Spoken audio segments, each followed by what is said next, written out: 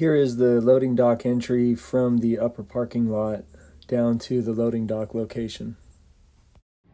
Okay, so this is outside of the loading dock area over here at Kaiser.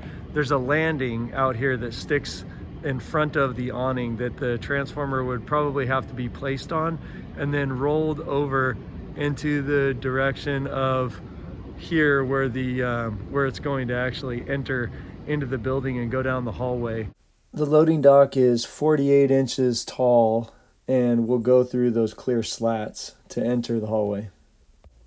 This view is from the clear slats where we are going to wheel the transformer in, and this is where we would have to wheel it out to the flat location in order to make the pick with the crane.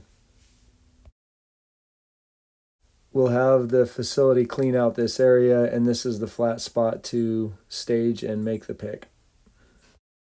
This is the location the crane was set up to pull it off the truck and set it on the flat landing. When coming through the clear slats from the loading dock, you'll travel down this concrete floored hallway where we don't need to protect the floor. The doorways that we're coming up to now, once we remove the door operators, are 82 inches tall and 79 inches wide. We will then need to protect wherever the transformer is going to roll on this linoleum that is going to travel down this hallway, and you can see the red fire signal. The doors in front of that is where the electrical room is. We also have roughly 8 linoleum tiles, so it's 8 foot from edge to edge, but there's some little obstacles, so you probably have about 7 foot 6 inches of clearance. And then in this area here, we have 9 foot 6 inches of clearance to be able to make the turn with the core and coil to come down the hallway. Last time we did this installation, the contractor, I think it was Hatton Crane, they used too thin of sheet metal, and when the 10,400 pound core and coil got onto the sheet metal, it started to wrinkle a little bit and created a very difficult rolling experience to get this unit out.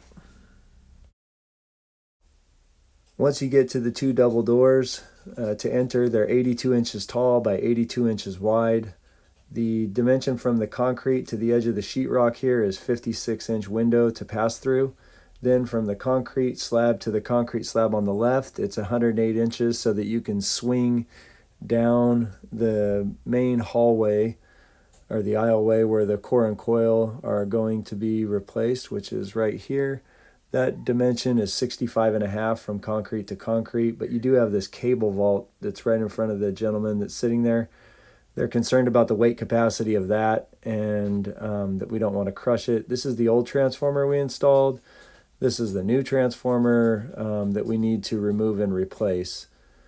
The concrete steps or housekeeping pads are 6 inches tall. And then it looks like there's another 6 or 7 inch foundation on the inside.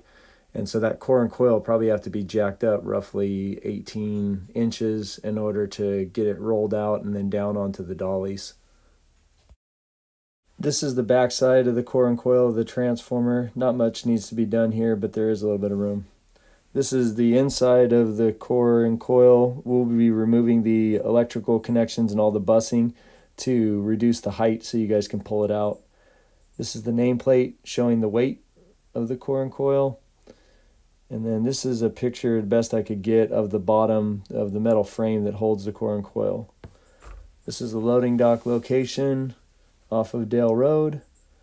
And then this is a more close-up view of the loading dock that shows where the crane might pick in the trailer.